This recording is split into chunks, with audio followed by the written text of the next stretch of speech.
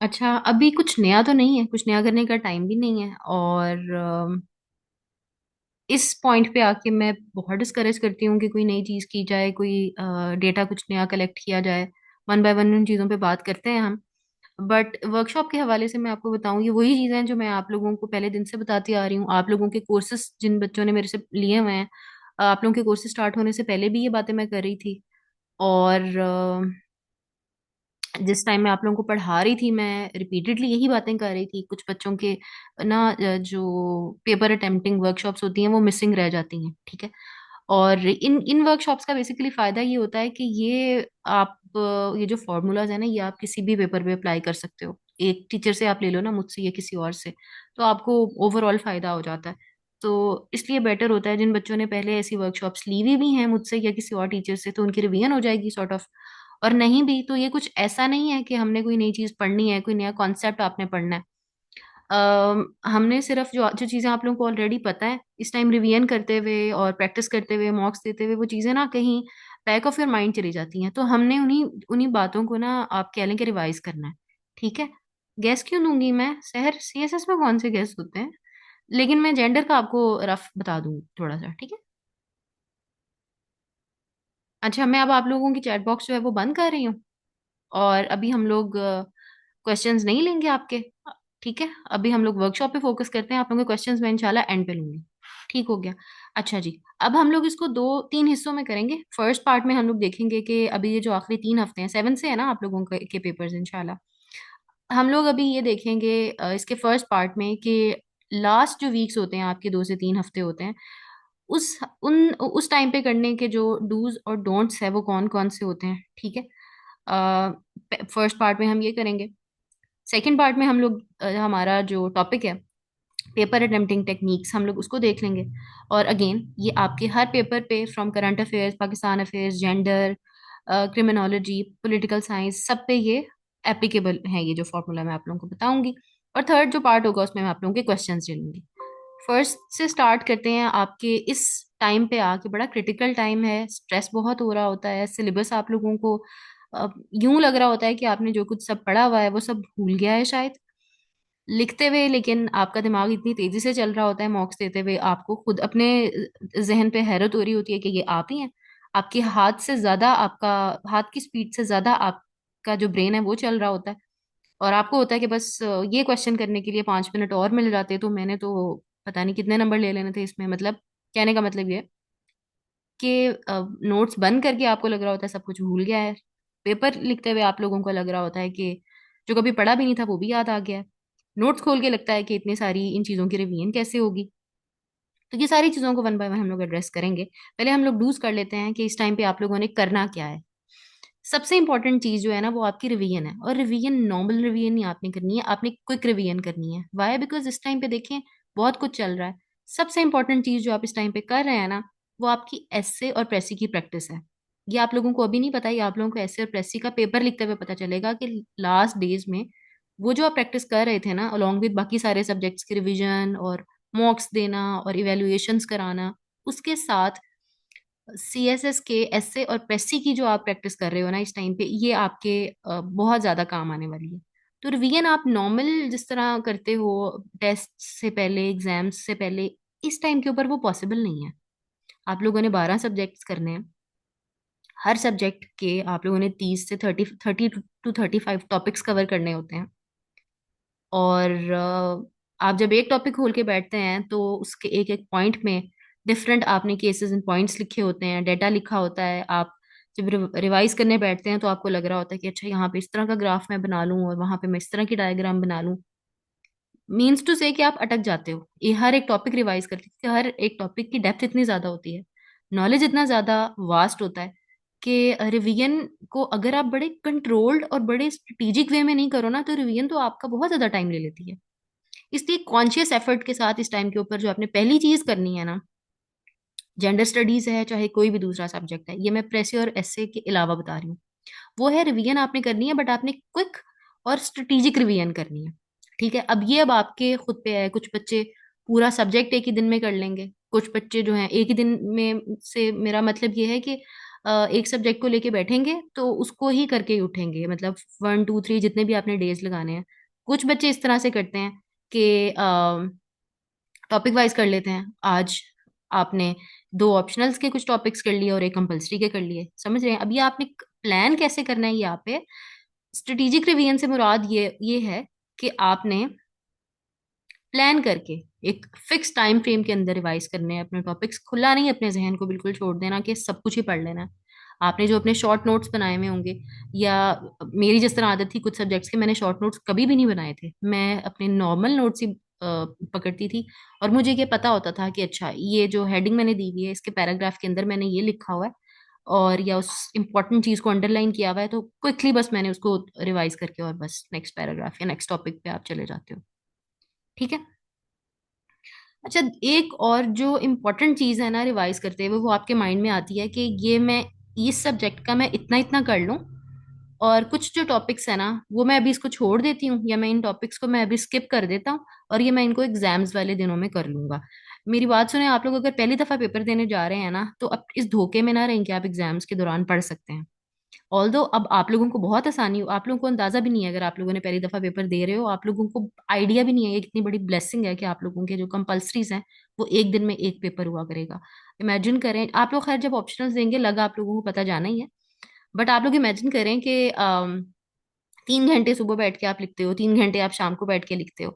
वो फर्स्ट वाले जो 3 आवर्स हैं वो करके आने के बाद आपको सिर्फ सांस लेने का ही मौका मिलता है। फ्रेश हो जाते हो, थोड़ा कुछ खा लेते हो मीठा, और बस रिवाइज करने का टाइम नहीं मिलता। शाम को आप घर आते हो, मेरी आदत होती थी मैं आते ही सो जाती थी, लेट नाइट में उठ जाती थी नेक्स्ट पेपर के लिए, नोट्स खोल के बैठ जाती थी। Revision to be very honest नहीं की जाती उस टाइम, आपका ब्रेन कुछ अब्जॉर्ब ही नहीं कर पा रहा होता। इमेजिन करें आपका जो आपका जो ब्रेन है वो पिछले दिन मुसलसल 3 घंटे फिर 3 घंटे चला है, और उस टाइम पे रेस्ट के अलावा और कुछ भी करने की कैपेसिटी नहीं होती आपके ब्रेन की। ये म्यूट करें अपने आप को, कौन अनम्यूट है? तो ये आप बिल्कुल भूल जाएं, इस धोखे में नहीं रहें कि आप अभी कुछ टॉपिक्स को छोड़ देंगे और आप बाद में जाके एग्जाम्स वाले डेज के ऊपर रिवाइज कर लेंगे।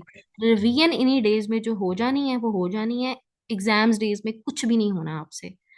और छोड़ना भी नहीं चाहिए कुछ भी। तो जैसी रिवीजन अभी हो रही है वैसी कर लें। इसीलिए मैंने बोला है कि रिवीजन स्ट्रेटेजिकली करें। एक ही टॉपिक जो आपने पहले कर लिया हुआ है, यूजुअली यही होता है कि आप जेंडर का सब्जेक्ट उठा के बैठे हैं, आपके जो मोस्ट फेवरेट टॉपिक्स हैं जो आपको बड़े अच्छे आते हैं, आप वो खोल के बैठते हैं कि ये अच्छे आते हैं पहले मैं इनको कर लूं। नहीं, रेड जोन देखिए, 3 तरह के जोन्स होते हैं जो चीजें आपने कवर कर ली हुई हैं। अब यहाँ पे ये जोन्स मैं बता रही हूँ उन टॉपिक्स के जो आपने कवर किए हुए हैं। नया तो आप कुछ कर ही नहीं सकते इन दिनों में। ठीक है। रिवीजन की बात हो रही है, मेमोराइजेशन की बात नहीं हो रही है, लर्निंग की नहीं मैं बात कर रही, कोई रिवीजन है। रिवीजन करते हुए 3 तरह के आपके होते हैं, टॉपिक्स होते हैं। एक है आपका ग्रीन जोन है, एक आपका येलो जोन है, और एक आपका रेड जोन है। ग्रीन जोन वो है जो आपको बहुत अच्छी तरह से आते हैं टॉपिक्स, आपको मैं अभी भी क्वेश्चन दूं तो आप उनके ऊपर पेपर अटेम्प्ट कर सकते हो। देन आ जाता है आपका ग्रीन येलो जोन। ये वो हैं जिनको शायद आपको एक ऊपर ऊपर से बस एक रिवीजन करने की जरूरत है, आप उनको कर लोगे। देन एक रेड जोन आ जाता है, उसकी आपको थोड़ा रिवीजन करने की जरूरत है, उसकी आपको थोड़ा सा दोबारा चीजें जो है ना वो मेमोराइज करने की जरूरत है, शायद डेटा उसके अंदर ऐसा है, शायद होती है ना कुछ टॉपिक्स कॉन्सेप्चुअल होते हैं वो तो आप वैसे ही कर लेते हो, वो शायद आपके ग्रीन या येलो जोन में आते हैं। रेड जोन में वो चीजें आती हैं जिनको दोबारा काइंड ऑफ मेमोराइज करने की जरूरत पड़ती है। कॉन्सेप्ट शायद क्लियर होंगे लेकिन उसका डेटा थोड़ा कॉम्प्लिकेटेड होगा। शायद उसका जैसे फॉर एग्जांपल जीएसए का पेपर है, ठीक है, जिन बच्चों का सोशल साइंसेस का बैकग्राउंड होता है उनको थोड़ा वो लगता है, चैलेंजिंग लगता है, एग्जाम्स के करीब जाके दोबारा लग रहा होता है कि नई सिरे से मेमोराइज करना पड़ रहा है। लेकिन जब आप एक दफा उसको पढ़ते हो तो आपको याद आ जाता है कि अच्छा सबकॉन्शियस माइंड में ये कहीं ऑलरेडी बैठा हुआ था कि रिवाइज ही हो रहा है। ठीक है। तो रिवीजन करते हुए आपने रेड जोन को पहले कवर करना होता है। ग्रीन जोन वाले टॉपिक्स तो आपको ऑलरेडी बहुत अच्छे आते हैं। बच्चे गलती ये करते हैं, ये मैंने भी की हुई है और मेजोरिटी बच्चे यही करते हैं, वो एक सेंस ऑफ अचीवमेंट लेके आने के लिए ना ग्रीन जोन से स्टार्ट करते हैं कि जो मेरे फेवरेट टॉपिक्स है मैं उधर से स्टार्ट करूं, और इनको तो इतना ज्यादा मतलब बाल की खाल उतार दूं कि कुछ रह ही ना जाए। भाई वो आपको ऑलरेडी आता है, क्या कर लेना है आपने उसमें से, क्या निकाल लेना है। 30 to 35 30 to 40 मिनट्स के दौरान आपको जितना ऑलरेडी उस टॉपिक में से आता है ना आप उतना भी लिख लो, बड़ी बात है, छोड़ दो उसको। रेड जोन पे जाओ। उन चीज हर सब्जेक्ट के ऊपर आपने यही फॉर्मूला अप्लाई करके वो टॉपिक्स जो आपको अच्छे नहीं आते पहले वो कर लो। ठीक है। उसके बाद फिर आप अपने जो थोड़ा सा मिड रेंज वाले टॉपिक्स हैं वो कर लो, और जो बहुत अच्छे आते हैं उनको तो बिल्कुल क्विकली आप नजरों से गुजारो, वो आपको ऑलरेडी आते हैं। ठीक हो गया। अच्छा, एक और चीज जो बच्चे अभी तक पूछ रहे हैं कि शॉर्ट नोट्स कैसे बनाने होते हैं, और कितने कितने पेजेस, कितने कितने एक पेज पे कितने कितने टॉपिक्स लेके आने हैं शॉर्ट नोट्स बनाते हुए। तो बच्चे, ये शॉर्ट नोट्स बनाने का टाइम नहीं है, ये सिर्फ रिवीजन करने का टाइम है, और ये राइटिंग प्रैक्टिस करने का टाइम। नोट्स मेकिंग अब छोड़ दें, और आई कैन गारंटी यू कि शॉर्ट नोट्स बनाए बगैर भी आप रिवाइज भी कर सकते हैं, आप पेपर भी दे सकते हैं, और आप पास भी हो सकते हैं। ये ट्राइड एंड टेस्टेड चीज है। मैंने कई सब्जेक्ट्स के शॉर्ट नोट्स नहीं बनाए हुए थे, और हो गया था, मैंने मैनेज कर लिया था, मैंने रिवीजन्स भी मैनेज कर ली थी, और आगे भी सब कुछ मैनेज हो गया था। ठीक है।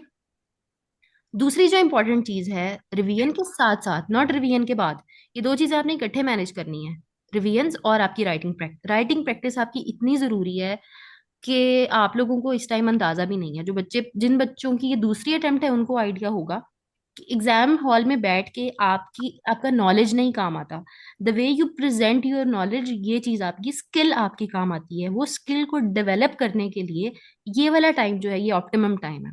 ठीक है। आप लोग अपने ओन पे लिखते हुए, आप बेशक पूरे पूरे क्वेश्चंस नहीं लिखो, जाहिर है आपने अपनी एनर्जी भी बचानी है, आपने इस टाइम पे सारे सब्जेक्ट्स को भी साथ लेके चलना है, और सबसे ज्यादा एनर्जी आपने राइटिंग करते हुए इंग्लिश ऐसे और पैसे को देनी है इस टाइम पे, जैसे मैंने पहले भी कहा। तो अब आप क्या करो, क्रिएटिवली और स्ट्रेटेजिकली अब आप क्या करोगे, आपने राइटिंग प्रैक्टिस भी करनी है ना, आप आउटलाइंस बनाओ, आप पास पेपर्स के क्वेश्चन, पास पेपर्स निकालो। ठीक है। आपने फॉर एग्जाम्पल आधा सब्जेक्ट अगर कवर कर लिया है ना आज, जेंडर का, आप 2016 17 ऑनवर्ड जितने भी पेपर हैं आप वो निकालो। वो वाले जो टॉपिक्स वहां पे दिए हुए हैं, उन उन पास पेपर्स में जो दिए हुए हैं, उनकी सिर्फ आउटलाइंस बनाओ। आउटलाइंस बनाने का मकसद ये होता है कि आपने तो सिंपल एक सीधा सीधा टॉपिक्स याद याद सीधे सीधे टॉपिक्स याद किए हुए हैं ना, एग्जामिनर जो है वो घुमा फिरा के सवाल पूछता है, और आउटलाइन बनाने का मतलब, और पेपर अपने नॉलेज को प्रेजेंट करने का जो मतलब है ना, वो ये है कि जब वो घुमा के सवाल पूछेगा ना, आप उसको क्रिएटिवली प्रेजेंट कैसे करोगे। हेडिंग्स आपकी हमेशा मोल्ड होती हैं, हमेशा सीधा सीधा तो जवाब आपने सीधा सीधा टॉपिक जैसा आपने लर्न किया हुआ वैसे ही एज इट इज तो नहीं ना आपने पेपर पे उतारना होता। ठीक है। तो आपने आउटलाइंस बनाने की प्रैक्टिस करनी है, और बहुत ज्यादा प्रैक्टिस करनी है इस टाइम के ऊपर। अच्छा, दूसरी चीज जो है, आपने अगर कहीं पे आपने मॉक्स, आप कई बच्चे दे रहे हैं, ये बड़ी हेल्दी प्रैक्टिस है, ये बहुत काम आने वाली है आप लोगों के। मॉक्स अगर आप लोग दे रहे हो और आप लोग इवेल्युएशन भी ले रहे हो, यू पीपल, ये दिस इज वेरी इंपॉर्टेंट। आपको ये पता होना चाहिए कि आपने अपनी इवेल्युएशंस को कैसे इवेल्युएट करना है। अब इस बात से क्या मतलब है, हर टीचर की हर बात को दिल पे नहीं ले लेना। फॉर एग्जाम्पल, जब मैं अपने बच्चों के पेपर अभी पॉलिटिकल साइंस के मैंने इवेल्युएट किए हैं, या वैसे नॉर्मली जब मैं जेंडर की इवेल्युएट कर रही होती हूँ, अब मैं उस पेपर को सिर्फ एक पेपर के तौर पे ही देख रही होती हूँ। मैं उस बच्चे की पास्ट परफॉर्मेंस नहीं देखती, मैं नहीं देखती कि वो बच्चा क्लास में पार्टिसिपेट कैसे करता है। मैं ये भी नहीं देखती कि सेम बच्चे ने जब पिछला टेस्ट दिया था वो कितना शानदार था। मैं नहीं देखती, क्यों? क्योंकि मैं एज ए CSS एग्जामिनर आपका पेपर इवेलुएट कर रही होती हूँ, और CSS का जो आपका एग्जामिनर है उसके पास आपके पास का कोई रिकॉर्ड नहीं है, उसके पास सिर्फ वो है जो आपने उस टाइम पे पेपर पे लिखा हुआ है। ठीक है। अब CSS के एग्जाम्स जब आप दे रहे होते हो, उस टाइम पे आपका माइंडसेट एज कम्पेयर टू जब आप हम लोगों को मॉक एग्जाम्स दे रहे होते हो, वो वाला माइंडसेट बिल्कुल डिफरेंट होता है। कई दफा ऐसा होता है, बच्चे सिर्फ, फॉर एग्जाम्पल, एक टॉपिक आपको बड़ा अच्छा आता है, और बच्चे कहते हैं कि ये तो अच्छा आता ही है, इसको बहुत ज्यादा उस तरह से अच्छा सा लिखने की जरूरत नहीं है, इसको बहुत अच्छा प्रेजेंट करने की जरूरत नहीं है। ये अक्सर होता है, वो टॉपिक आपने, क्वेश्चन आपने पहले भी लिखा हुआ होता है, तो बच्चे कहते हैं चलो ये तो लिखा हुआ है, इसको तो बिल्कुल ना सर से उतारने वाला काम करते हैं। और जब मैं चेक करूंगी मुझे वो आंसर अच्छा नहीं लगेगा, मैं उसको बड़ा सख्ती से इवेल्युएट करूंगी, बच्चा दिल पे ले लेगा। अब आपने खुद इवेल्युएट करना है कि उस टाइम पे आपका क्या माइंडसेट था, वो टॉपिक आपको खुद को कितना अच्छा आता है। आपको पता होना चाहिए, आपने अपने जो एग्जामिनर है, जिस भी टीचर को आप अपना काम चेक करा रहे हो, आपने उसकी बात को दिल पे लेना भी है या नहीं। समझ आ रही है? इसको कहते हैं अपनी इवेल्युएशंस को खुद इवेल्युएट करना। 2 मिनट दें जरा, अजान खत्म हो जाए।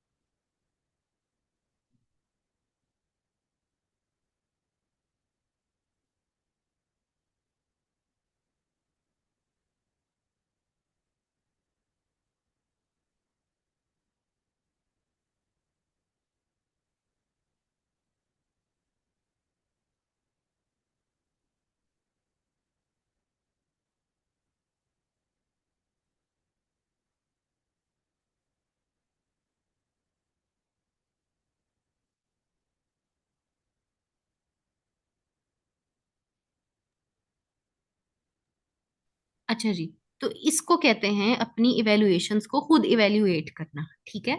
बिल्कुल वो दिल पे नहीं ले लेना होता टीचर्स की बातों को। ठीक है। आपको पता होता है कि आपने किस माइंडसेट के साथ टेस्ट अटेम्प्ट किया है। आपको ये भी पता होता है आपको टॉपिक जैसा आता है आप उस तरह की से जस्टिस कर पाए भी हो अपने इस टेस्ट के साथ या नहीं। और एक मैं एक और बात दोबारा कर दूं कि जिस तरह का भी आप टेस्ट दे रहे हो ना, जैसा भी आप मॉक दे रहे हो, सीएसएस के एग्जाम्स आपसे आपके हमेशा अपने मॉक से बहुत बेहतर होते हैं। इस बात पे आप यकीन रखें।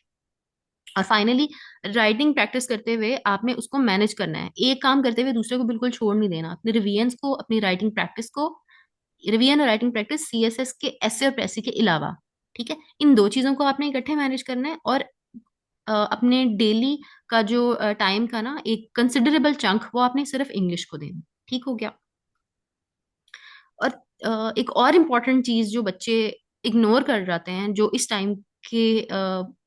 टाइम करने वाले कामों में से बड़ा इंपॉर्टेंट है, वो ये है कि आपने अपनी हेल्थ का ख्याल रखना है। ठीक है। आपको वो अब ये आप पे, ये हर इंडिविजुअल पे डिपेंड करता है कि वो अ, मतलब हाउ यू फील रिलैक्स। कुछ लोग may be social media scroll कर लेते हैं। मेरे लिए वो चीज़ मुझे सूट नहीं करती होती थी, तो मैं तो बिल्कुल वो कर दिया हुआ था। मतलब मैंने तो डीएक्टिवेट कर दी हुई थी अपनी सारी आईडीज। लेकिन अगर आप वो करते हो तो ठीक है, इट्स फाइन। कुछ लोगों को वॉक करने की आदत होती है, कुछ लोगों को म्यूजिक सुनने की आदत होती है। जो भी आप लोग ऑलरेडी करते हो ना रिलैक्स करने के लिए, इन दिनों में उसको बिल्कुल छोड़ नहीं दो, बिल्कुल गुम नहीं जाओ पढ़ाई में। थोड़ा ऑब्वियसली आप उतना टाइम तो नहीं निकालोगे ना, मैं ये तो नहीं कहूंगी रोज घंटा घंटा आप म्यूजिक सुनो और घंटा बाहर वॉक के लिए निकल जाओ। जस्ट 5-10 मिनट्स जो भी आप काम, कुछ लोग कल फॉर एग्जाम्पल कलरिंग की आदत होती है कुछ लोगों को, बस 5-10 मिनट निकाल लो।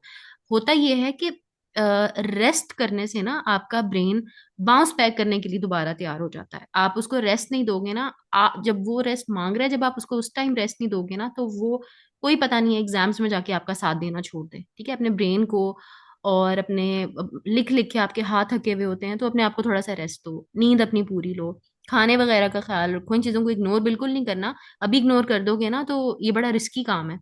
एग्जाम्स में जाके ये नहीं हो कि तब तुम लोगों की तब, और मौसम भी, सर्दी इतनी ज्यादा है, तो इस चीज के मामले में बिल्कुल भी रिस्क नहीं लेना। ठीक है। तो ये बेसिक आपके जो डूज है ना इन दिनों में करने के, ये वो थे। अब डोंट्स जो आप लोगों ने, जो वो चीजें हैं जो बिल्कुल भी नहीं करनी, इन चीजों को लेके आपने बिल्कुल भी रिस्क नहीं लेना। पहली चीज जो ये है कि आपने इंग्लिश को अवॉइड नहीं करना। यूजुअली होता क्या है इस टाइम के ऊपर, क्योंकि बच्चों ने कई जगह पे mock mock test sessions join किए हुए होते हैं, रिवीजन चल रही होती हैं। ठीक है। तो होता क्या है कि इंग्लिश को अवॉइड कर देते हैं ये सोच के कि आखिरी 10 दिनों में, बहुत बच्चे करते हैं आखिरी 10 दिनों में जाके मैं इंग्लिश कर लूंगी या कर लूंगा। नहीं, इंग्लिश आपने नहीं छोड़नी इन दिनों में। आखिरी 2 महीनों में तो इंग्लिश को बिल्कुल, जैसे मैंने पहले कहा है कि दिन, हर रोज का एक कंसिडरेबल चंक आपने इंग्लिश को देना है। ठीक है। वो आपने कैसे देना है, रोज आप ऐसे कर रहे हैं, रोज आप प्रेसी कर रहे हैं, हफ्ते में आधे दिन ऐसे प्रेसी, वो आप पे है। टाइम टेबल आपने कैसे बनाना है वो आप पे डिपेंड करता है। ठीक है। आपने अपने उसको राइटिंग प्रैक्टिस को टाइम देना है। आपने रिवीजन करनी है हर चीज की, चाहे वो इंग्लिश एसे के आपके केसेस एंड पॉइंट्स हैं, चाहे तो वो आपकी प्रेसी के ईडियम्स हैं और पेयर ऑफ वर्ड्स हैं, आपकी वोकेबलरी है, जो कुछ भी है आपने रिवाइज इन दिनों में हर चीज करनी है। किसी भी चीज को ये सोच के नहीं छोड़ देना कि आपने वो पहले बहुत अच्छी तरह कर ली थी, आखिरी दिनों में रिवीजन हो जाएगी। नहीं, आखिरी दिनों में ना वैसे भी थोड़ी थोड़ी चीजें हर सब्जेक्ट की पेंडिंग होके काफी चीजें पाइल अप हुई हुई होती हैं। तो बेहतर है कि आप रिस्क ना लें। ठीक है। अः जी अस्मारा, आ रहे हैं हम, टॉपिक पे भी आ रहे हैं। अच्छा। देन आपका एक और जो चीज़ है जो आपने नहीं करनी, वो ये है कि आपने किसी भी तरह से कोई किसी भी सब्जेक्ट का नया डेटा आपने वो नहीं करना, इस टाइम पे लर्न नहीं करना। ठीक है। अब क्योंकि आप लोगों के पास चैट जीपीटी है, आप लोगों को लग रहा है कि बहुत वो ना जिसे कहते हैं ना कि बाल की खाल उतार देगा हर टॉपिक का, और आप लोग पता नहीं क्या उसमें से निकाल लेंगे। और वही वाली बात है कि 30 to 40 मिनट्स में क्या आप लोगों ने प्रेजेंट कर देना है किसी एक टॉपिक के ऊपर भी। जो चीजें नहीं भी आप लोगों ने पहले की हुई, किसी टॉपिक का, किसी सब्जेक्ट का कोई टॉपिक अगर रह भी गया है उसको छोड़ दें, जो किया हुआ है सिर्फ उसको रिवाइज करने पे ध्यान दें। ठीक है। और एक और इम्पॉर्टेंट चीज है, अपनी तैयारी का कंपैरिजन नहीं करें दूसरों की तैयारियों के साथ। ठीक है। दूसरों के मॉक्स को चेक नहीं करें। हर इंडिविजुअल का लिखने का तरीका डिफरेंट होता है। आप लोग जब ऐसे लिखोगे, जितने लोग भी क्वालिफाई करोगे इंशाल्लाह, आप लोगों में से किसी दो का भी ऐसे सिमिलर नहीं होगा, लेकिन बहुत सारे लोग क्लियर फिर भी कर जाएंगे जिन लोगों ने सेम टॉपिक चूज किया होगा। ठीक है। तो हर इंडिविजुअल की डिफरेंट स्ट्रेंथ्स होती हैं, डिफरेंट वीकनेसेस होती हैं। हम कंपैरिजन करते हुए क्या करते हैं, दूसरों की स्ट्रेंथ को देखते हैं और अपनी वीकनेसेस को देखते हैं। तो इसलिए कंपैरिजन नहीं करना, किसका कितना कौन सा सब्जेक्ट कवर हो गया होने दें, अपनी तैयारी पे ध्यान रखें। ठीक है। और फाइनली अपनी हेल्थ को प्लीज अवॉइड नहीं करना, आपकी मेंटल हेल्थ, फिजिकल हेल्थ, इन चीजों को बिल्कुल भी अवॉइड नहीं करना। आगे चलना। म्यूट करो अपने आप को बच्चे। अच्छा, सेकंड पार्ट हमारा पेपर अटेम्प्टिंग टेक्निक्स। जैसे मैंने पहले बताया कि ये मैं सिर्फ जेंडर स्पेसिफिक नहीं बता रही हूँ, मैं एग्जाम्पल जेंडर की करती हूँ इस तरह की वर्कशॉप देते हुए, लेकिन ये आपकी जो है ना बड़ी होलसम सी टेक्निक्स हैं और ये आपके हर पेपर पे एप्लीकेबल होती हैं। ठीक है। अब तैयारी का तो क्योंकि अब टाइम गुजर गया हुआ है, लेकिन जो मिस्टेक्स होती है ना प्रिपरेशन करते हुए, वो बच्चे यही करते हैं कि सब्जेक्ट की जो आपकी आउटलाइन होती है ना, जो आपकी सिलेबस आउटलाइन होती है, वो कंसल्ट नहीं कर रहे होते। ठीक है। आपका जो एग्जामिनर का जो माइंडसेट है, माइंडसेट कहाँ से पता लगता है आपको? पास्ट पेपर से। बच्चों को वो नहीं पता होता, रीडिंग सिर्फ कर रहे होते हैं और नोट्स मेकिंग पे बहुत ज्यादा ध्यान होता है। और ये जो इम्पोर्टेंट चीज है, जो मैंने अभी अभी जिसको हाईलाइट भी किया है, कि एक टॉपिक को लेके और उसको बहुत ज्यादा उसके ऊपर रिसर्च कर रहे होते हैं और बहुत एक्सटेंसिव रीडिंग कर रहे होते हैं, उसे होता क्या है, आपका एक ही टॉपिक प्रिपेयर हो पाता है और वो टॉपिक सिर्फ मेमोराइज ही हो पाता है, उसको आपको मोल्ड करके लिखना नहीं आना आया हुआ होता, क्योंकि आप सिर्फ पढ़ने पे ही आपका ध्यान होता है या फिर आपका सिर्फ डेटा कलेक्शन पे ध्यान होता है। ठीक है। कई दफा होता है कि एक तो ये एक्सट्रीम है, दूसरे एक्सट्रीम ये है कि कंसेप्चुअल क्लैरिटी नहीं होती बच्चों को। और मोस्ट इंपॉर्टेंट चीज है कि राइटिंग प्रैक्टिस नहीं करते। आई रियली होप कि ये वो वाली जो चीजें, ये सारी जो चीजें हैं ना, इनमें इनके ऊपर आपने ध्यान ऑलरेडी दिया हुआ है और यहाँ पे कोई भी ऐसा पॉइंट नहीं है जो आप लोगों अपनी तैयारी करते हुए बेसिकली जिसको आप लोगों ने एड्रेस नहीं किया। ठीक। अब तैयारी में जो सबसे इंपॉर्टेंट चीज होती है, जिसको मैं फूल प्रूफ फॉर्मूला कहती हूँ, वो ये है, right right and right. I really hope आप लोग ये कर रहे हैं। बच्चे यहाँ पे ऐसे हैं जिन जो जो लोग मॉक्स भी दे रहे हैं, जो खुद से भी तैयारी कर रहे हैं, आउटलाइंस भी बना रहे हैं, चाहे वो इंग्लिश है, चाहे वो जेंडर है, चाहे वो कोई भी दूसरा सब्जेक्ट है। बख्तावर, ये सबके लिए है, ये जेंडर स्टडीज के लिए भी है और मैं बाकियों के लिए भी, जैसे मैंने पहले बताया, ये एप्लीकेबल है। ठीक है। अच्छा, अब आप आंसर पे आ जाएं। आपने जब जवाब लिखना है तो उसके एलिमेंट्स कौन कौन से होते हैं? पहला एलिमेंट जो होता है वो आपका इंट्रोडक्शन होता है, देन आपका एक आ जाता है लिंकिंग पैराग्राफ। ये इंपॉर्टेंट है। मेजोरिटी बच्चे इसको मिस कर देते हैं, लिंकिंग पैराग्राफ को। ये मैं बताती हूँ वन बाय वन कि ये होते क्या हैं। देन आपका मेन सेक्शन है, ऑब्वियसली जो क्वेश्चन उसने आपसे पूछा हुआ है वही है। उसका जवाब जो आपने लिखना है वो आपका मेन सेक्शन है। जब आप वो खत्म कर लेते हो तो आप एक छोटा सा पैराग्राफ देते हो अक्सर क्रिटिकल असेसमेंट का। उसके बाद फिर आप उस अपनी बात को सारी को कंक्लूड कर देते हो। अब वन बाय वन हम इन एलिमेंट्स को देखते हैं कि ये होते क्या हैं। इंट्रोडक्शन जो आपका होता है, बेसिकली वो आपका जो आंसर है ना, उसकी एग्जीक्यूटिव समरी होती है। ठीक है। एस्से के अलावा किसी भी दूसरे सब्जेक्ट में आपको अपना इंट्रोडक्शन बहुत फैंसी लिखने की जरूरत नहीं होती। आंसर को पढ़ के उसका एक होलसम जवाब आपके माइंड में जो आ रहा है ना, कि अच्छा इसमें ये आ जाएगा, ये आ जाएगा, ये आंसर लिखने से पहले आप कोई 10-15 सेकंड तो लेते हैं ना सोचने में कि इसके अंदर आपने लिखना क्या है। एग्जैक्टली वही चीज आपने एक पैराग्राफ की फॉर्म में लिख देनी है, उसको आप अपना इंट्रोडक्शन कहते हो। आपके पूरे के पूरे आंसर की एग्जेक्टिव समरी जो होती है ना, वो आपका इंट्रोडक्शन होता है। अब इंट्रोडक्शन की लेंथ वेरी करती है, कुछ लोग बहुत छोटा लिखते हैं, कुछ लोग बहुत लंबा, एक पेज से भी आगे ले जाते हैं। आइडियल इसकी जो लेंथ होती है वो कोटेशन को इंक्लूड करके 70 to 75% आपका जो पेज है ना, ये बिल्कुल परफेक्ट होती है। इससे ज्यादा लेंथी करने की जरूरत नहीं है। और आइडियली एक रेलिवेंट, बिल्कुल रेलिवेंट आपका एक कोट जरूर होना चाहिए आपके इंट्रोडक्शन के। चाहे कुछ बच्चे स्टार्ट में लिखते हैं, कुछ बच्चे इंट्रोडक्शन के एंड में लिख लेते हैं, दोनों तरीके आर फाइन। अच्छा, सेकंड जो चीज है, राइट आफ्टर योर इंट्रोडक्शन और आपके मेन सेक्शन से पहले जो दूसरी चीज है, वो आपका लिंकिंग पैराग्राफ या लिंकिंग हेडिंग होती है। अब ये लिंकिंग पैराग्राफ क्या होता है? अब यूजुअली होता ये है कि बच्चे इंट्रोडक्शन के फौरन बाद उस जवाब के ऊपर जंप करते हैं जो उसने आपसे पूछा हुआ है।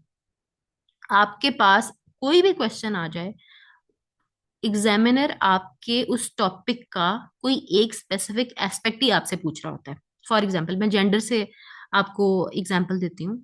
आपके एग्जामिनर ने आपसे ये पूछा हुआ है कि आप जो है ना वेव्स ऑफ फेमिनिज्म का पाकिस्तान के अंदर इन्फ्लुएंस बताएं। ठीक है। अब उसने वेव्स ऑफ फेमिनिज्म के ऊपर दुनिया जहान में जितनी भी चीजें हैं सारी तो नहीं पूछ ली ना, उसने एक ही एस्पेक्ट पूछा ना वेव्स ऑफ फेमिनिज्म का। क्या एस्पेक्ट पूछा है कि पाकिस्तान में उस उनका इन्फ्लुएंस क्या है। मेन सेक्शन में आपने पाकिस्तान का के ऊपर उनका इन्फ्लुएंस ही लिखना है।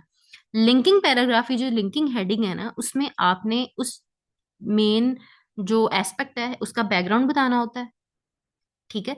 जिसको आप लोग हिस्टोरिकल बैकग्राउंड भी करंट अफेयर्स में या पाकिस्तान अफेयर्स में आप हिस्टोरिकल बैकग्राउंड के की हेडिंग के नाम से लिखते होते हो। ठीक है। या आप हिस्टोरिकल बैकग्राउंड बता दो या ओवरव्यू बता दो या आप टाइप्स बता दो। फॉर एग्जांपल यहाँ पे अगर वेव्स ऑफ फेमिनिज्म की जगह पे आपके पास क्वेश्चन होता थ्योरीज ऑफ फेमिनिज्म, कोई सी भी दो थ्योरीज अगर आपको दी हुई होती तो आपका जो लिंकिंग पैराग्राफ बनना था ना या जो लिंकिंग हेडिंग बननी थी ना, an overview of theories of feminism बना के आपने एक मे बी एक किसी डायग्राम की फॉर्म में आप बना सकते हो, या फिर आप वैसे ही बुलेट्स की फॉर्म में, ये अब हर बच्चे पे है। आप एक पैराग्राफ की फॉर्म में लिखना चाह रहे हो वैसे लिख दो, आपने बुलेट्स की फॉर्म में लिखना है आप वैसे लिख दो। होगा ये कि आप एक ओवरव्यू दे दोगे, ये वो चीज है जो एक्स्ट्रा है। ठीक है। ये वो चीज है जो एक ओवरव्यू देगी आपके कमिंग मेन सेक्शन का, उसको इंट्रोड्यूस कराएगी एज टॉपिक। तो इसमें फिर दो चीजें हैं, इसको इसके ऊपर आपने नंबर वन ये कि इसको आपने टाइम नहीं बहुत ज्यादा देना क्योंकि ये एक एक्स्ट्रा चीज है। दूसरा, लेंथ भी बहुत ज्यादा इसकी करने की जरूरत नहीं है। वाई? बिकॉज अगेन ये एक एक्स्ट्रा चीज है। ठीक है। ये आप अपना सिर्फ मार्क्स थोड़े से बढ़ाने के लिए और एक होलसम जो है ना अपने नॉलेज, अपने होलसम नॉलेज का एक आइडिया देने के लिए कि जो एग्जैक्टली वो जो चीज आपसे उसने पूछी हुई है, वो जो एक एस्पेक्ट उस टॉपिक का उसने आपसे पूछा हुआ है, आपको उसके अलावा भी चीजें पता है, आपको इस टॉपिक की आए बाय शाएं भी पता है। मेरी बात समझ में आ रही है? किसी बच्चे ने हैंड रेस किया हुआ है? अभी नहीं, क्वेश्चंस मैं एंड पे लूंगी आप लोगों के।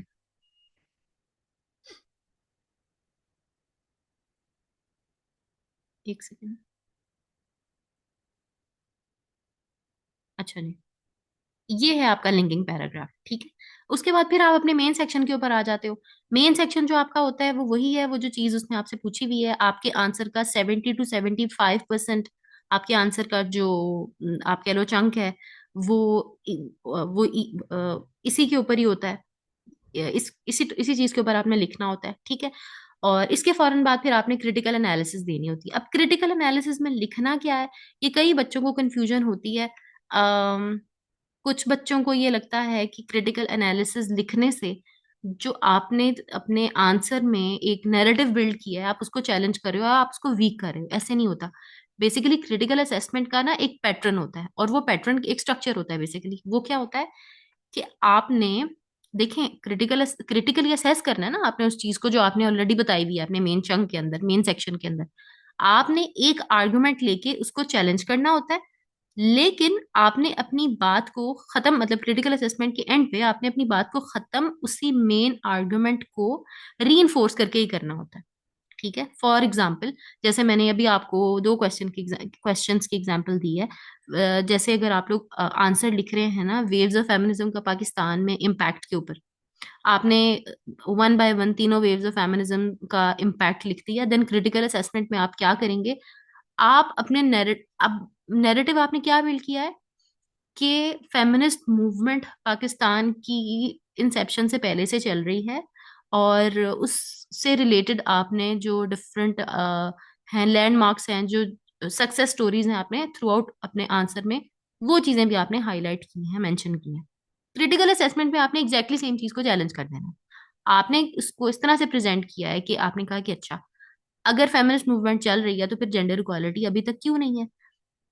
अम, अभी भी ऑनर किलिंग से लेके और लिटरेसी जो रेट है उसमें इनक्वालिटी या फिर वेजेस में इनक्वालिटी जैसे इश्यूज अभी तक फिर क्यों प्रिवेल करते हैं? ठीक है। ये आपने नैरेटिव जो बिल्ड किया आपने यहाँ पे पहले उसको चैलेंज कर दिया।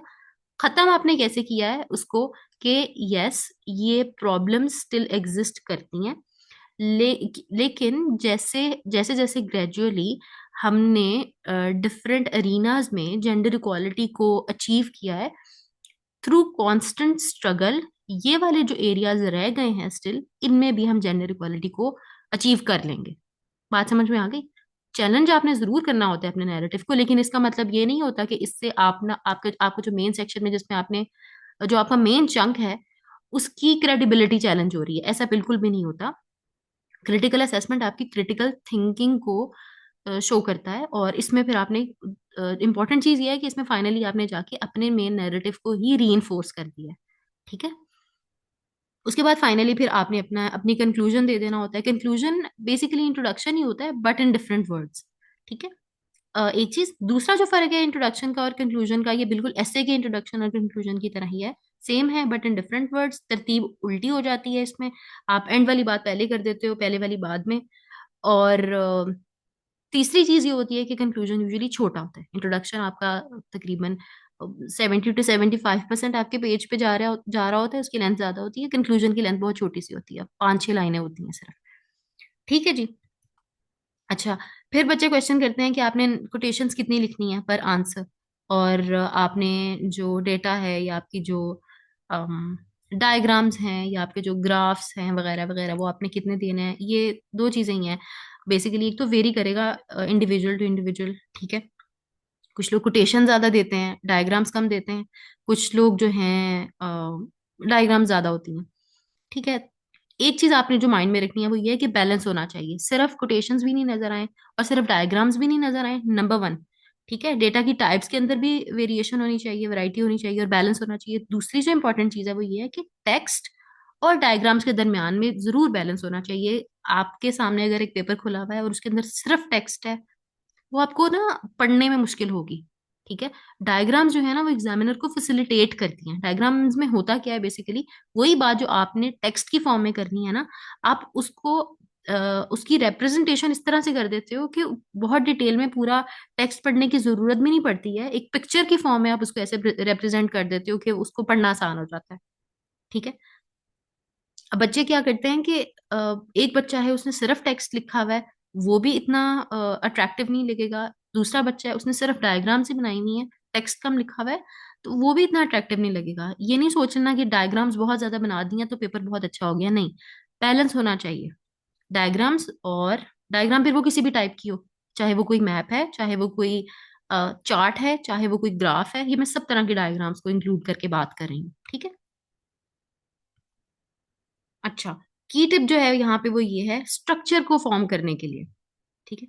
वो ये है कि आपने हर क्वेश्चन को एक मिनी ऐसे के तौर पे लेना है। कंटेंट को आपने अरेंज ऐसे करना है जैसे आप ऐसे इसके अंदर करते हो। आपके आंसर का जो जिस टॉपिक पे भी आप लिख रहे हो ना, उसका कोई एस्पेक्ट नहीं चल छूटना नहीं चाहिए। ठीक है। स्पेशली जेंडर में, क्योंकि जेंडर में आपको पता है हम लोग हमेशा बात करते हैं कि आपने नॉलेज को इंटीग्रेट करके अपने आंसर्स को प्रेजेंट करना होता है जेंडर स्टडीज में। आपने हर क्वेश्चन को एक मिनी ऐसे की तरह लेना है। हर पैराग्राफ के अंदर क्या करते हो आप, एसेस के अंदर क्या करते हो, एसेस में आप यही कर रहे होते हो ना कि जब आप कोई आर्गुमेंट देते हो तो आप उसको हमेशा सब्सटेंशिएट करते हो, डेटा देते हो, एग्जांपल्स देते हो, कुछ ना कोई आप उसको करने के लिए ना, प्रूव करने के लिए आप केसेस एंड पॉइंट्स, यहाँ पे भी आपने सेम चीज करनी है। ठीक है। अब वो केसेस एंड पॉइंट्स क्या होते हैं, वो उसको मतलब ओवर थिंक करने की जरूरत नहीं है। यहाँ पे केसेस एंड पॉइंट्स को, जो भी चीज आपके माइंड में आ रही है ना आपकी डे टू डे लाइफ से, मैं अपने बच्चों को हमेशा कहती हूँ कि सीएसएस की तैयारी जो है ना, वो अभी जितना भी टाइम आपने स्पेसिफिकली सीएसएस के सब्जेक्ट्स पढ़ने के लिए लगाया है, ये इसकी तैयारी सिर्फ अभी नहीं हुई। आपने इससे पहले भी तो पढ़ा था ना। बचपन से आप पढ़ते आ रहे हैं। लर्निंग प्रोसेस जो है वो एक लाइफ लॉन्ग प्रोसेस है। केसेस एंड पॉइंट्स आपके प्रोबेबली बचपन की मेमोरी से कोई चीज निकल आएगी। जिन्होंने मुझसे जेंडर स्टडीज पढ़ा हुआ है उन लोगों को पता है कि हम लोग अपने स्कूल के करिकुलम से एग्जाम्पल्स कर रहे होते हैं। देन आप मीडिया से, आप उस टाइम पे बैठ के आपको समझ आएगी मैं क्या कह रही हूँ, अखबारों से या अपने फ्रेंड्स के साथ डिफरेंट डिबेट्स के थ्रू आपको कई इतनी चीजें होती हैं, इतनी एग्जाम्पल्स आपके माइंड में उस टाइम पे आ रही होती है ना। Don't over think cases and points. ये मैं ऐसे की नहीं बात कर रही, ऐसे के अलावा बात कर रही हूँ। जो चीज भी रेलेवेंट लग रही है ना उसको तरीके से प्रेजेंट कर दें, वो आपका केस इन पॉइंट बन जाता है। चाहे वो डिबेट है, चाहे वो कोई एग्जाम्पल है, चाहे वो कोई फैक्ट्स एंड फिगर्स हैं, चाहे वो कुछ भी है। आपको बस एक चीज पता होनी चाहिए कि आपने उसको प्रेजेंट कैसे करना है एग्जाम्पल के तौर पे। ठीक है।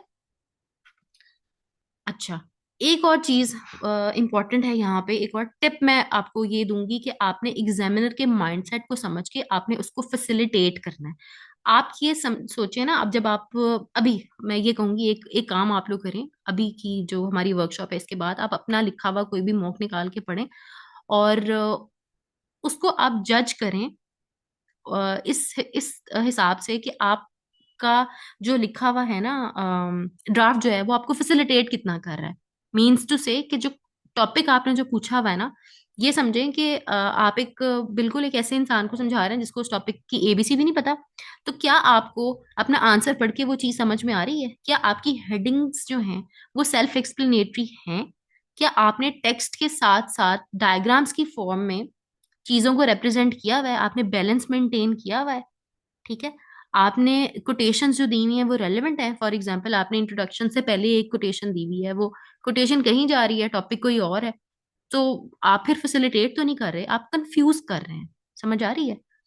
ऑपोजिट इसका ये है कि आपने कंफ्यूज कर दिया, आपकी जो हेडिंग्स हैं वो सेल्फ एक्सप्लेनेटरी नहीं है, आपकी बात में क्लैरिटी नहीं है, रेलेवेंट नहीं है, आपकी कोटेशंस आपका डेटा कुछ भी रेलेवेंट नहीं है, तो आपने कंफ्यूज कर दिया। आपका काम यह है कि आपने एग्जामिनर को फैसिलिटेट करना है in every way possible.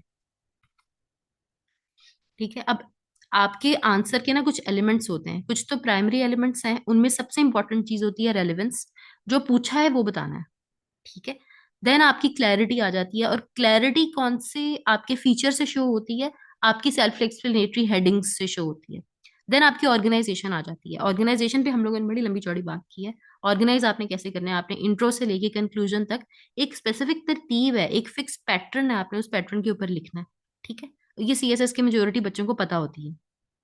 Then connectivity, आपका एक पॉइंट, एक जो हेडिंग है वो दूसरे के साथ कनेक्ट होनी चाहिए। एक दूसरा, आपका ओवरऑल आंसर आपके क्वेश्चन के साथ कनेक्टेड होना चाहिए, रेलेवेंट होना चाहिए। ठीक है।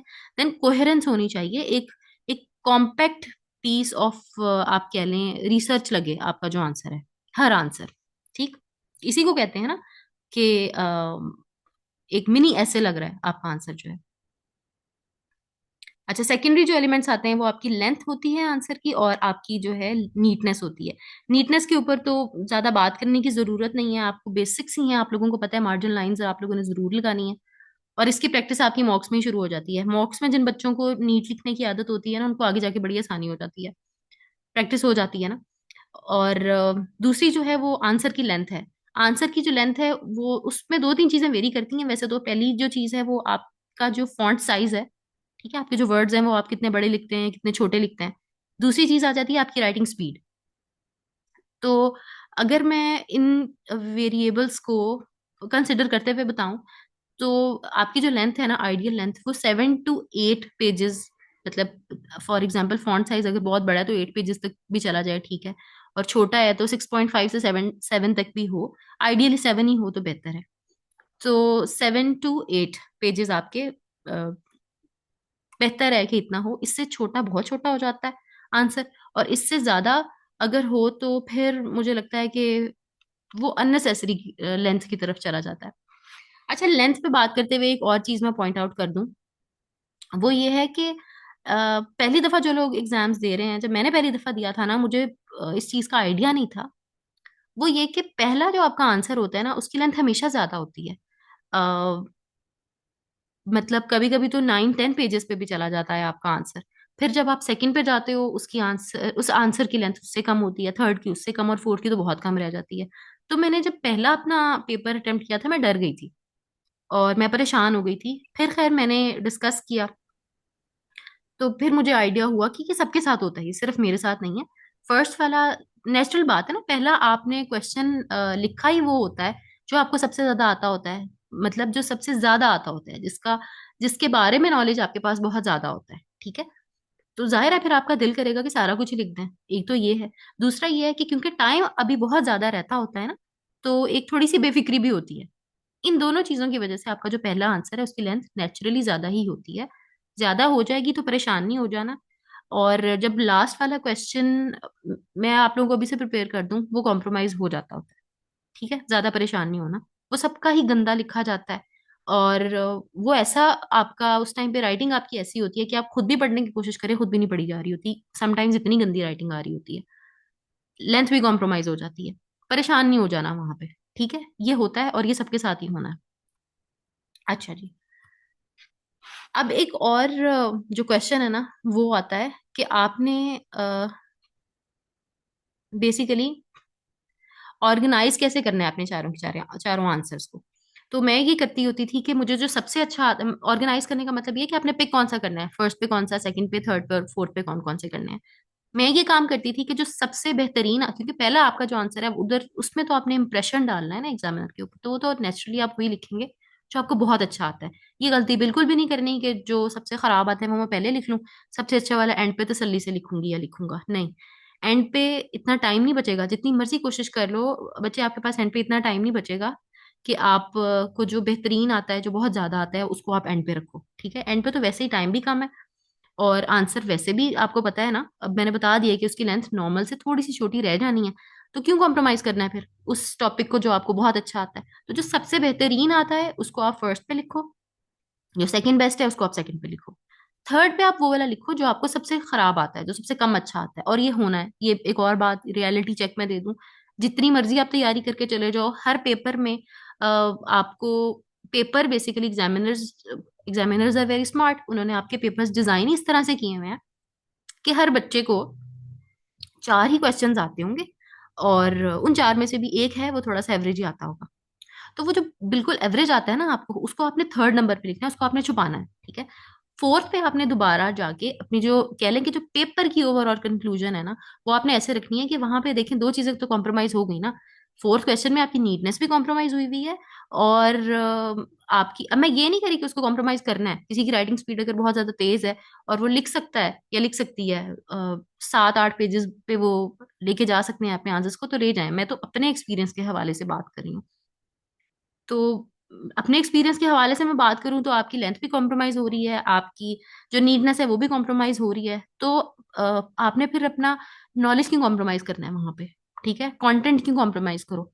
वो जहां पे कॉम्प्रोमाइज हुआ है ना, वो क्वेश्चन पीछे ले आओ, वो थर्ड नंबर पे ले आओ, और फोर्थ नंबर पे वो लिखो जो आपको थर्ड बेस्ट आता है। समझ आ रही है बात की, ताकि आपका पेपर शुरू भी बेस्ट से है और खत्म भी एटलीस्ट अबव एवरेज वाले आंसर से है। ठीक है, टाइम मैनेजमेंट आपकी जो है, टाइम डिस्ट्रीब्यूशन, अच्छा क्वेश्चंस में आप लोगों की अभी नहीं पढ़ रही, आप लोग बहुत इरेलीवेंट हो जाते हो। अभी जिस चीज पे मैं बात कर रही हूँ वही चलेगी, क्वेश्चंस आप लोगों के एंड पे होंगे। अच्छा, टाइम मैनेज की अगर बात करें तो मैंने एक रियलिटी चेक तो आपको दे दिया है कि टाइम मैनेजमेंट में थोड़ा सा मसला हो जाएगा। फर्स्ट वाले को आप जितना मर्जी खींच के लिखने की कोशिश करें, जितनी मर्जी कोशिश कर लें कि नहीं इसको मैंने आधे घंटे से या 35 मिनट से ऊपर नहीं देना, ऐसा होगा नहीं। ज्यादा टाइम दिया जाता है, कभी कभी तो 45 मिनट्स ले जाता है फर्स्ट वाला क्वेश्चन। अब मैं अपने आप को एक फिक्स टाइम फ्रेम में वो करने के लिए, बाइंड रखने के लिए, मैं क्या करती थी, मैं ये करती होती थी कि मैं अपने आंसर, जो मेरा क्वेश्चन पेपर होता था ना, उसमें हर क्वेश्चन के आगे मैंने लिखा हुआ होता था कि ये मेरा क्वेश्चन नंबर 1 है, ये मेरा जैसे मैंने बताया ना, ऑर्गेनाइज मैंने ऐसे किया, जो सबसे अच्छा है वो क्वेश्चन नंबर 1 है, जो सेकंड बेस्ट है वो 2 है, जो बिल्कुल खराब मुझे आता है, एवरेज आता है, वो मेरा क्वेश्चन नंबर 3 है, और जो थर्ड बेस्ट आता है वो मेरा क्वेश्चन नंबर 4 है। ये हो गया।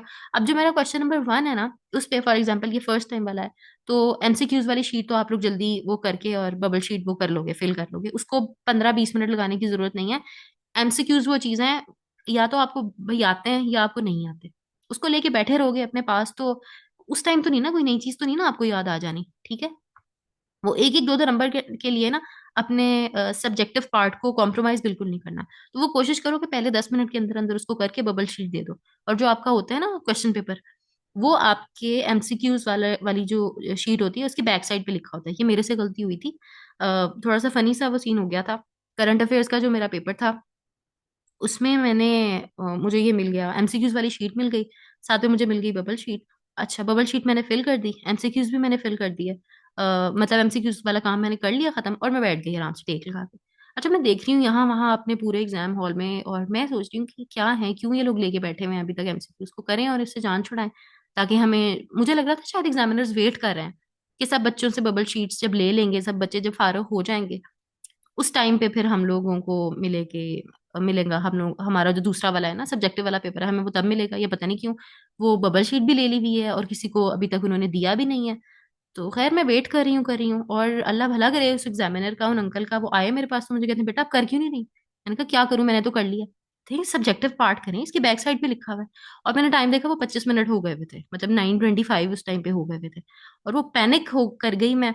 इंट्रोडक्शन की मैंने हेडिंग दी, मैं शुरू में कोटेशन लिखती होती थी, मैंने कोटेशन लिखी, कोटेशन के फौरन बाद मैंने अपनी कनेक्टर हेडिंग की वो दे दी मैंने, मतलब हेडिंग लगा दी, लिख दी उसकी, और मैंने वो पैराग्राफ करना स्टार्ट कर दिया। मैंने जब नोटिस किया तो मैंने पैनिक सिचुएशन में अपने इंट्रोडक्शन का टेक्स्ट मैंने छोड़ दिया हुआ था, मैंने वो पूरा क्रॉस किया। देन मैंने अगेन क्वेश्चन नंबर 1 लिखा, फिर मैंने अपने इंट्रोडक्शन की कोट लिखी, टेक्स्ट दोबारा लिखा, और फिर मैंने इस तरह आंसर दोबारा स्टार्ट किया। तो अच्छा खासा मेरा टाइम उस पर निकल गया हुआ था। इसलिए मैं आप लोगों को बता रही हूँ कि आपका जो, जब आप लोगों को एमसीक्यूज वाली वो शीट मिलती है ना, वो बबल शीट फिल करते साथ ही वो एग्जामिनर जो होंगे, सॉरी एग्जामिनर नहीं, इन्विजिलेटर जो होंगे, वो आपसे आके ले जाएंगे उनके अपने टाइम पे।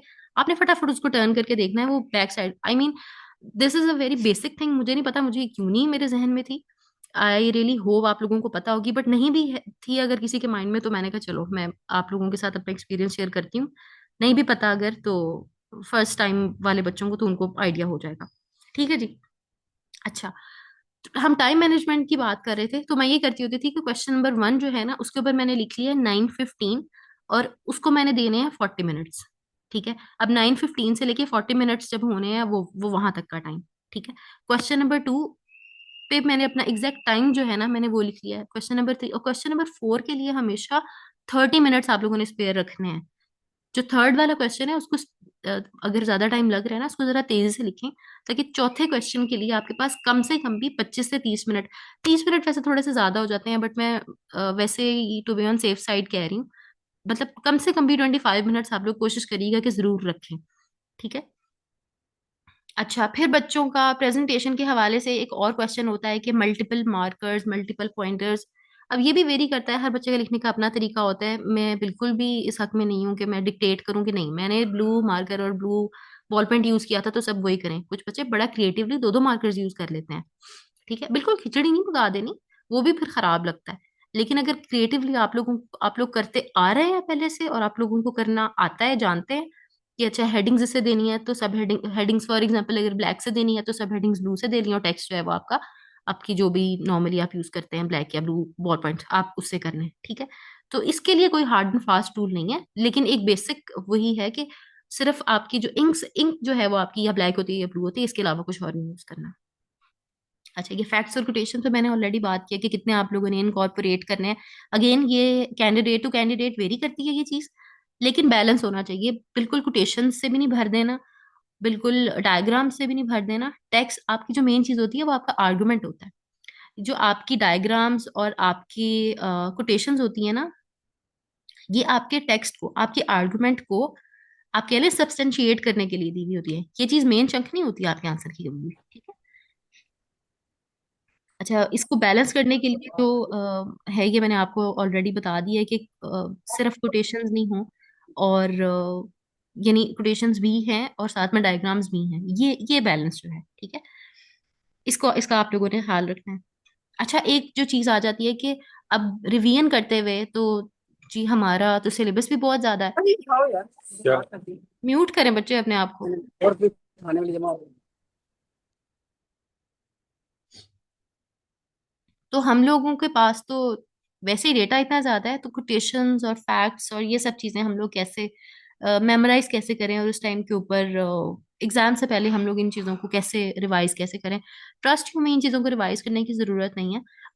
जैसे होता है ना कि कोटेशन आप लोगों ने फॉर एग्जांपल एक पेज के ऊपर लिखी हुई है, या पोर्शंस बनाए हुए हैं रजिस्टर्स के जहाँ पे आप लोगों ने कोटेशन लिखी हुई है, रिवीजन करते हुए उसको 2-3 दफा पढ़ लें, काफी है। एग्जाम देते हुए ना आपको समझ आएगी वहां पे कि सीएसएस के पेपर जो है ना, वो डिजाइन बेसिकली इस तरह से हुए हुए हैं कि आपके एक सब्जेक्ट का के जो कोट्स हैं या डेटा है, वो आपके अक्सर ऐसा होता है आपके दूसरे सब्जेक्ट्स पे काम आ जाते हैं। ठीक है, फॉर एग्जाम्पल जेंडर का जो डेटा है वो कभी कभी करंट अफेयर्स में भी काम आ रहा होता है, करंट अफेयर्स का या पाकिस्तान अफेयर्स का स्पेशली, इधर जेंडर में आपके काम आ रहा होता है।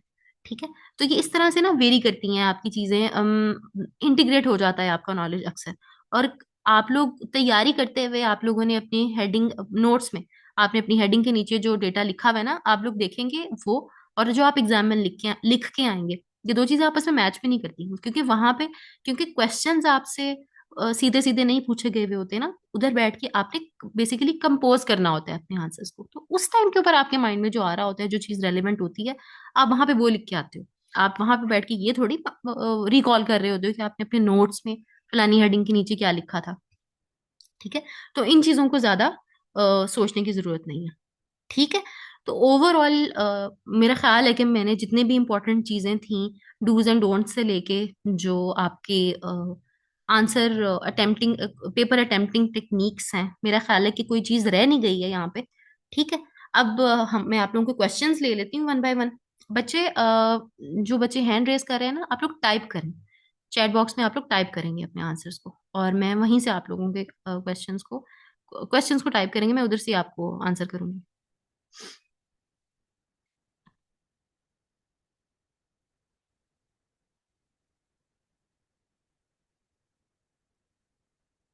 अच्छा जी, इज लेंथ 4 6 साइड सफिशिएंट? नहीं, 4 तो बहुत कम है, मैंने पहले भी बताया 7 to 8। I can't write more than that, if I do then last question is compromise. Saifullah, मैंने बड़ी डिटेल में बात किया कि लास्ट क्वेश्चन आपका वैसे भी कॉम्प्रोमाइज होना ही होता है। ठीक है, ऐसे आउटलाइन में केसेस एंड पॉइंट जरूरी है, सिर्फ मेन आर्ग बच्चे ये वेरी करता है कैंडिडेट टू कैंडिडेट। कुछ लोग ऐसे कि आउटलाइन में नहीं लिखते, कुछ लोग लिख देते हैं। मैं लिखती थी, मैंने हमेशा लिखे हैं केसेस एंड पॉइंट्स अपने एसेस के आर्गुमेंट्स में, ऐसे कि सॉरी आउटलाइन में। Is it more of an English technique workshop than GS? For God से गाइड ऑनेस्टली। बच्चे, आपको कहीं कोई प्रॉब्लम है तो आप छोड़ के चली जाती, क्यों बैठी हुई हैं फिर, अगर आपको ये रेलेवेंट नहीं लग रही तो? If the question is about gender-based violence or impacts of it on reasons, how can we challenge narrative about it? Critical analysis. Gender based violence के ऊपर अगर रीजंस के ऊपर है तो क्रिटिकल देखें। जब आप जेंडर बेस्ड वायलेंस पे क्वेश्चन लिखते हो ना, तो आप यूजुअली उसको खत्म आप रिकमेंडेशंस देके करते हो। ठीक है, ऐसे ही है। अब इसकी क्रिटिकल असेसमेंट में या तो आप रिकमेंडेशंस देते हो, या फिर आप बेसिकली जो प्रोग्रेस है against gender based violence, for example laws बने हैं, ठीक है, आप उनके बारे में भी जरूर लिखते हो। तो क्रिटिकल असेसमेंट में आप ये करोगे, इस तरह की बात करोगे ना, आप अपने नैरेटिव को ऐसे चैलेंज करोगे कि अगर ये लॉज एग्जिस्ट करते हैं, या अगर इतनी प्रोग्रेस हो गई है to basically reduce gender based violence, तो फिर अभी तक ये एग्जिस्ट क्यों करती है? आपने इस तरह से नैरेटिव को चैलेंज कर दिया, देन फिर आप अपने नैरेटिव को दोबारा से प्रूव करोगे, या रीइंफोर्स आप इसको इस तरह से करोगे कि यस लॉज बन गए हैं, बट क्योंकि law and order situation weak है, इसलिए जो है वो अभी तक स्टिल प्रॉब्लम जो है वो एग्जिस्ट करती है, और स्लोली स्टेडिली वो भी आपका हो जाएगा, कंट्रोल हो जाएगा। ठीक है, लेंथ ऑफ आंसर इस पे बात हो गई है। मैम काइंडली जेंडर स्टडीज की पेपर है, मैंने बताया बख्तावर, ये जेंडर स्टडीज की ही थी, मतलब सबकी थी, सारे सब्जेक्ट्स की ही थी। अच्छा, स्टैट्स किस हद तक इम्पोर्टेंट होते हैं जेंडर के पेपर में? क्योंकि I can remember case studies number ज्यादा रहते हैं इसको। अच्छा, लास्ट टाइम अगर आप लोग 2024 वाली अटेम्प्ट की बात कर रहे हैं ना, तो जैनब 2024 में आपका जेंडर स्टडीज का जो सब्जेक्ट है वो हिट हुआ हुआ था बड़ी बुरी तरह से, तो उसमें तो इतना अच्छा स्कोर नहीं रहा। ठीक है, स्टैट्स जैसे मैंने पहले कहा कि देखें, नंबर नहीं मैटर करते कि आपने कितने नंबर लिखे हुए हैं, डायग्राम्स नहीं मैटर करती कि आपने कितने लिखे हुए हैं। जो चीज मैटर करती है ना, वो ये है कि आपने जो आर्गुमेंट लिखा हुआ है ना, आपके चाहे वो स्टैट्स हैं चाहे वो आपकी कोटेशन है, वो उसको सब्सटेंशिएट करने के लिए लिखी। पर्पस होता है ना इन चीजों का, आपके जो केसेस एंड पॉइंट्स है ना, उनका एक पर्पस है। वो आपने सिर्फ इम्प्रेशन डालने के लिए तो नहीं लिख देने। ठीक है, मेरी बात समझ आ रही है? 66 only new 3 questions properly I think. अच्छा अर्शिया, ये तो फिर बड़ी बात है, क्योंकि लास्ट टाइम तो पेपर हिट हुआ था अच्छा खासा। अच्छा, 2025 के आप पेपर की बात कर रहे हो? अच्छा, ये मैंने पहली दफा सुना है कि किसी बच्चे को सिर्फ 3 क्वेश्चंस आते हैं और उसने स्टिल 66 अच्छा स्कोर है अर्शिया। अच्छा ma'am, I just want to appreciate your teaching style. I am not appearing this time because I started my preparation quite late, but one subject I am very confident on gender studies only because of you. Thank you so much Arfa, thank you. और आप चाहे इस दफा appear हो, चाहे आप अगली दफा अपीयर हो, मुझे फुल कॉन्फिडेंस है। मतलब आप मेरे स्टार स्टूडेंट्स में से एक हैं, और मुझे पूरा यकीन है इंशाल्लाह अल्लाह ताला जरूर आप करेंगी, एलोकेशन सिक्योर करेंगी इंशाल्लाह। Thank you so much for acknowledgement बच्चे। What was your score in gender studies? मेरा हाईएस्ट स्कोर उमर 80 रहा है, लेकिन मेरा वेरी करता रहा है तीनों अटेम्प्ट्स में। 2024 में अब आप लोग कहेंगे कि ये पता नहीं वो कर रही हैं, जस्टिफिकेशन दे रही हैं अपने लो स्कोर की, लेकिन 2024 में क्योंकि वो हिट हुआ था तो उसमें मेरा मेरा हाईएस्ट जो है वो 2024 वाला नहीं है। हाईएस्ट मेरा 80 है, वो 2022 वाली अटेम्प्ट में था। Is it necessary to give justification in every heading? बच्चे बिल्कुल जरूरी है। देखिए सीएसएस के पेपर्स है ना, आप सिर्फ हवाई तीर तो नहीं ना चला सकते कि अच्छा बस आपने एक हेडिंग दे दिया और उसके अंदर आपने कोई डिबेट ही नहीं जनरेट की। आपने जो बात की आपने उसको प्रूव भी तो करना है ना, जस्टिफिकेशन का ये मतलब है, ठीक है। Saifullah ma'am, kindly tell us about intro and conclusion. Should we write quotation underneath conclusion introduction? नहीं, कंक्लूजन में तो इंट्रोडक्शन, कंक्लूजन में तो आपको कोटेशन लिखने की कोई जरूरत नहीं है बच्चे। सैफुल्लाह, आपने सिर्फ इंट्रोडक्शन में लिखनी होती है, चाहे आप स्टार्ट में लिख दें चाहे इंट्रोडक्शन के एंड में लिख दें, ठीक है जी। तो शिबा, ये आपका कौन सा क्वेश्चन रह गया ऐसे से रिलेटेड? ऐसे की आउटलाइंस में ईच आर्गुमेंट के नीचे, ये मैंने एड्रेस किया था बच्चे।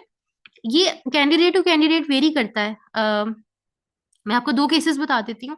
दोनों ने ऐसे क्लियर किया हुआ है, मैं और एक मेरी फ्रेंड है, उसको आदत है कि वो जो ऐसे की आउटलाइन है ना वो स्टेटमेंट की फॉर्म में बनाती है, मतलब जो पॉइंट्स है ना वो स्टेटमेंट्स की फॉर्म में लिखती है और वो साथ में केसेस एंड पॉइंट्स नहीं लिखती, ठीक है। उसने भी ऐसे क्लियर कर लिया। मुझे आदत है मैं बुलेट्स की फॉर्म में अपनी आउटलाइन बनाती हूँ, लेकिन मैं केसेस एंड पॉइंट जरूर लिखती हूँ, मैं हमेशा लिखती हूँ।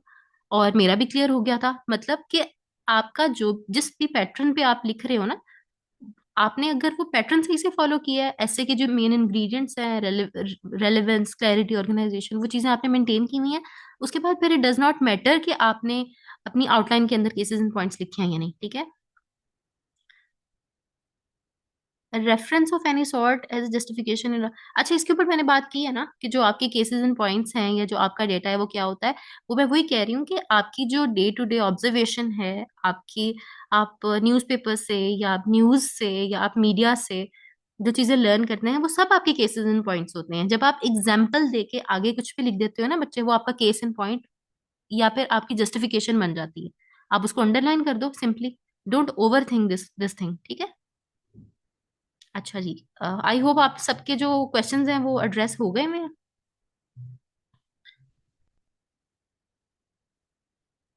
किसी और का कोई क्वेश्चन है तो मुझे बता दें, वरना फिर हम इसको करते हैं, खत्म करते हैं। And I really hope it was helpful for all of you.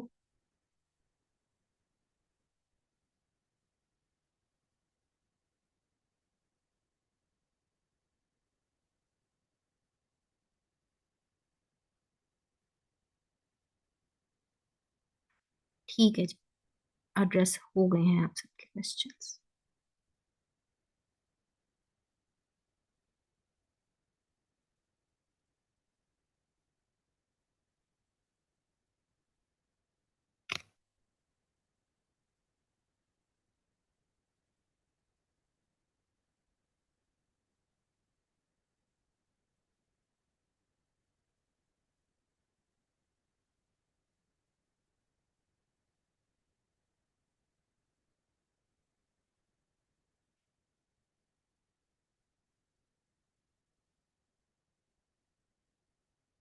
Okay बच्चों, thank you so much and good luck. Revision करें अब अपनी ध्यान से और मॉक्स वगैरह देते रहें, ठीक है। Wish you all best of luck. खुदा हाफिज। You welcome Firoz. अल्लाह हाफिज।